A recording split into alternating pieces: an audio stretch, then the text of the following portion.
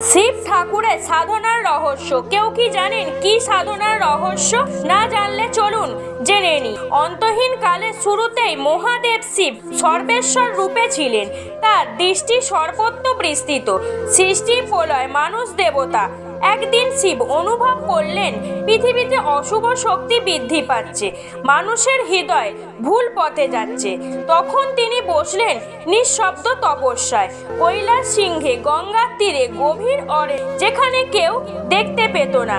শিব দিনরাত ধ্যানমগ্ন থাকলেও তার তপবল হয়ে উঠল সৃষ্টি ও প্রলয়ের রক্ষক শক্তি, যা অশুভ শক্তিকে নিয়ন্ত্রণ করে, ন্যায় ও প্রেমকে প্রসারিত করে।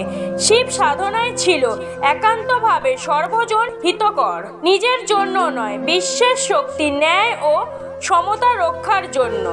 কারণ মহাদেব তপবলই পৃথিবীর অদৃশ্য রক্ষা কবচ।